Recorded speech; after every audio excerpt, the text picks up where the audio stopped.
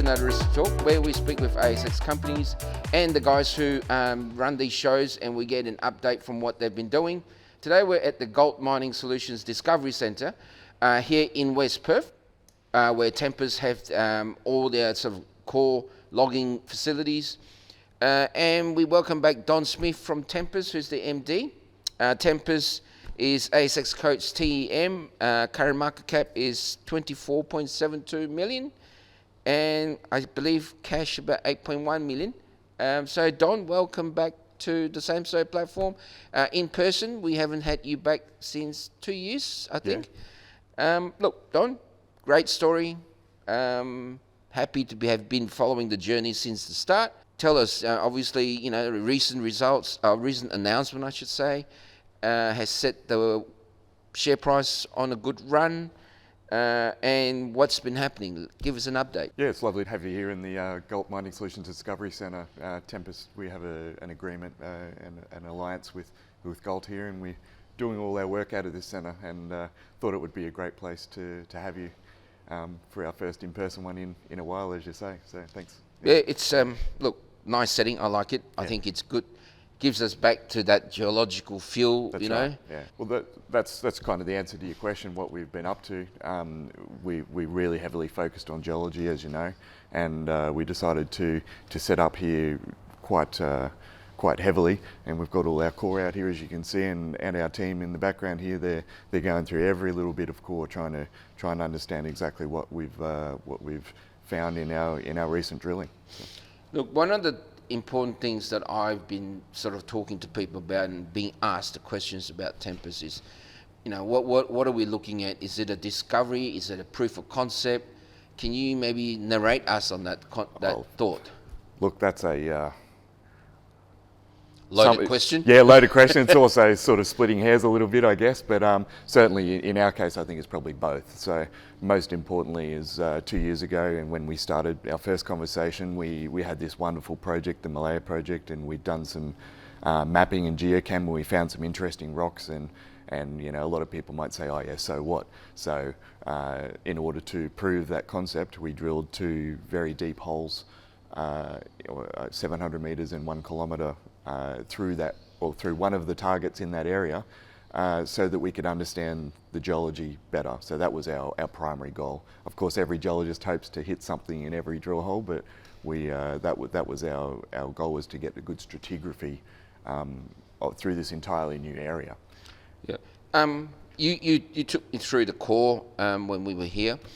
One of the things that I was quite impressed with, or enlightened, or the words, not to be so speculative, is the geology that you talk about, the sort of understanding of the geology. Maybe you could run us down the top of the hole where you know, it's a great big granite, if you want to call it that, right? But with greenstones underneath. Yep. Can you just maybe narrate us down that hole, what you guys are seeing, and how that relates back to your thoughts of what you may have in this area? Sure. Well, it's hard to articulate it all, of course, but the first part is that in both holes we're collared in what's called the Walgana granite. So for those who are familiar with the Tempest story, we know on the other side of this same granite there's a bunch of intrusive related gold happening there, and so this hole had a purpose of drilling through 3 different areas. One was the Walgana intrusion, then into a greenstone package, which we hoped was there. That was a big part of the drill hole design.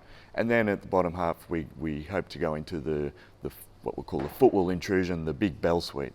And certainly the top, no one has ever seen the Walgana suite in the flesh. So at their surface, it's all heavily weathered, and it's silcrete and laterite, and doesn't really show up as what you would call a granite.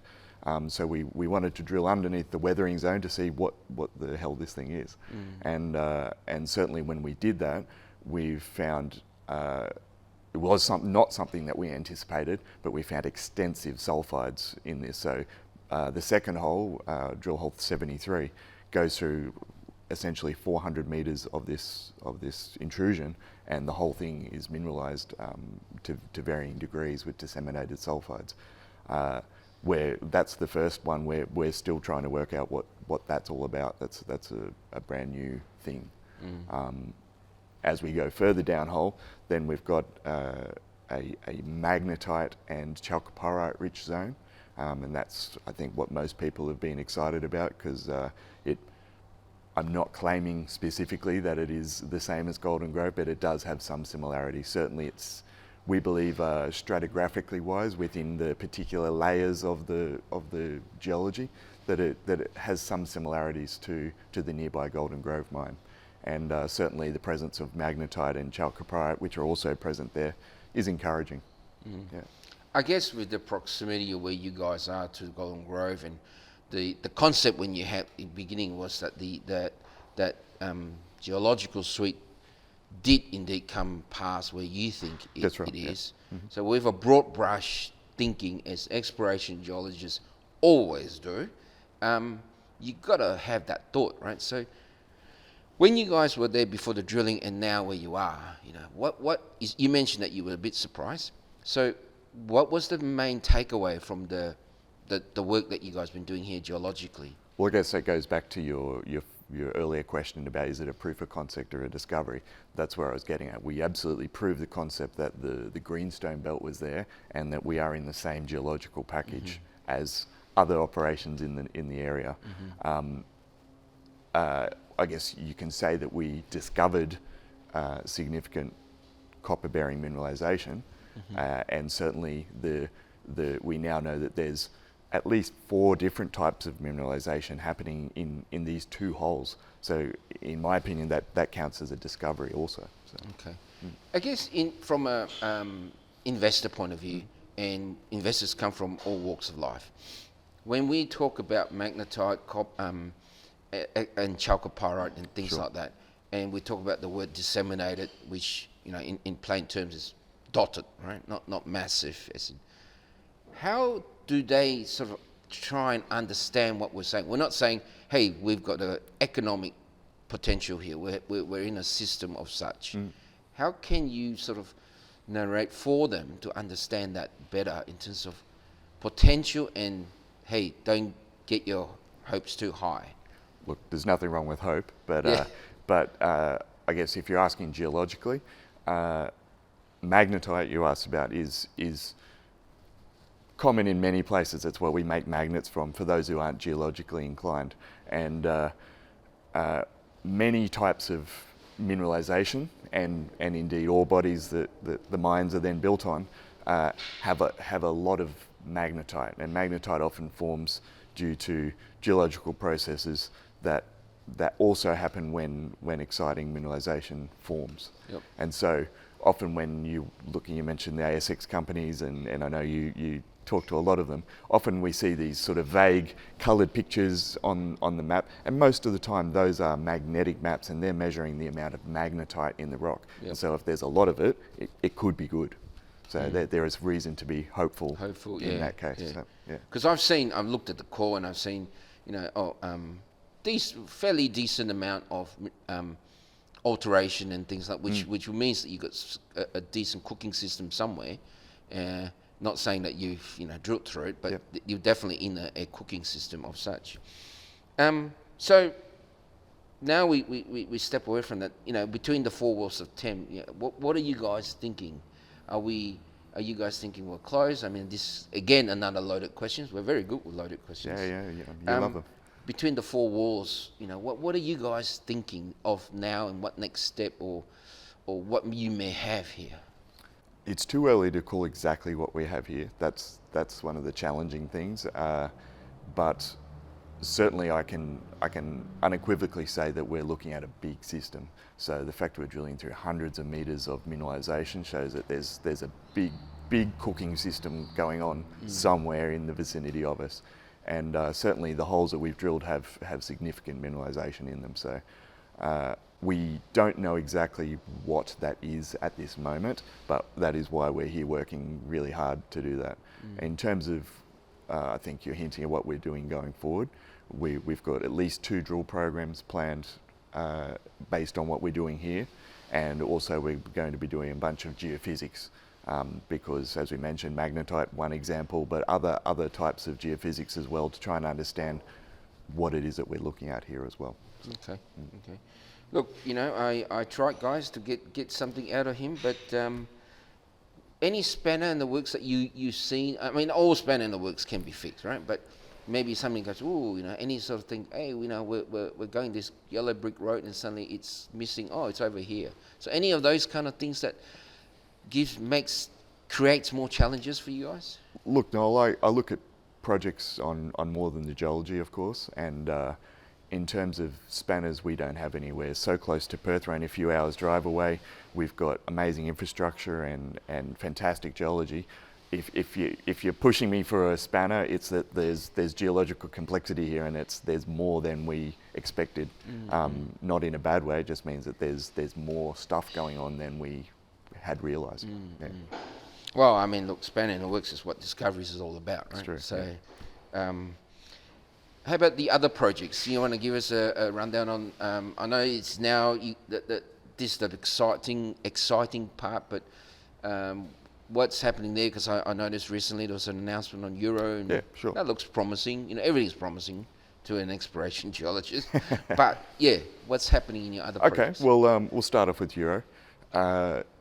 Yeah, we just released a bunch of results there, and they're all very exciting. So the historic exploration there was only for gold and iron ore, and people have heard me speak recently about my dislike of excessive commodity-focused thinking, because I think when people got the blinkers on like this, they don't see what's right beside them. And there's been certainly some big companies in the past that have made that mistake and missed out on world-class ore bodies of a different commodity than they were looking for. So I'm very cognizant of that. But so there was this gold and iron exploration focus at Euro over the last 30, 40 years, we'll say. And some of that work was very narrow, and also it was in times of economic pressure, so there wasn't a lot of attention put to what was done. And so we've gone back and we said, okay, we'll drill a couple of diamond holes around where there's some historic drill holes, and there's some great results there, 20 metres at a gram and this kind of 2 grams, this kind of stuff. And we said, okay, let's drill some diamond holes and understand what kind of geology is going on there. And also, of course, critically, we're going to assay for everything we can. And yeah, we hit some sulphides, and we announced that last year. And then we got the assays back recently, finally, and we said, oh, there's more than gold just here, and there is gold in every hole, but there's also significant base metals and iron as well. And so we said, okay, we're looking at a more complex geological situation than was previously realised. And when we put all the data together in the different ways and in 3 dimensions, which I don't think it was done in the past either, I think it was treated as a flat, and the topography is curvy and hilly.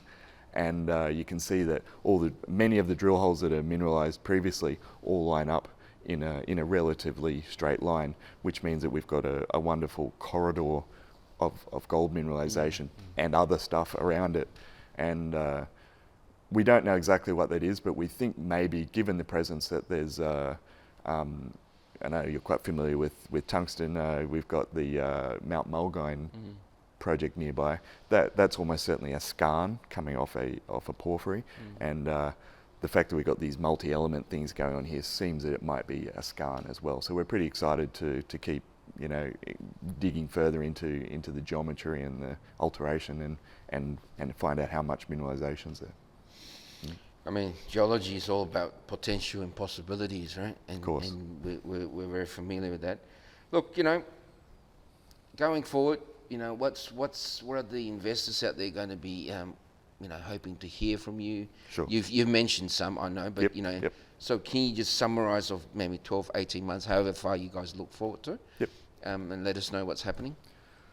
Look, we'll have more drilling at multiple of our projects, but of course Meleya is our focus in recent times.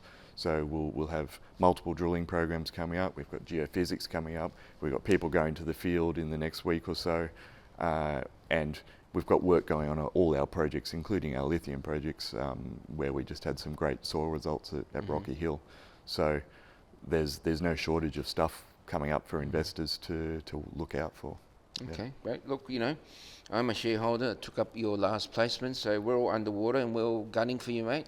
So you better get some results. A lot of hard work together. So. Yeah. Look, what maybe to the guys out there, why look at TEM? What are you guys? How are you different to everybody? Well, I think we're doing things different in many ways. One of them is our technology focus. I think many people have heard me talk about this. We aren't just talking about it, we're doing it. We have a paperless company and we're using all the latest things. The fact we're doing stuff like this, our core isn't just sitting out in the bush like most companies. We're here and we're continually reviewing it, going over and over, trying to understand it. We're investing in a lot of new technology, so that scanning and this kind of thing, so that we can get every little bit of juice and really understand what's going on. And we're really passionate. We're technical, but we're also commercial, and we love what we do. So. Okay, look, Don, fantastic. I think I've learned a lot since coming here, and I think it's that missing element for a lot of stories that we don't hear about the geology side and the reasons why things happen. But thank you for giving us time and an update, and hopefully we'll follow your journey. We'll continue following your journey. Thanks for having me on. All right, thank you.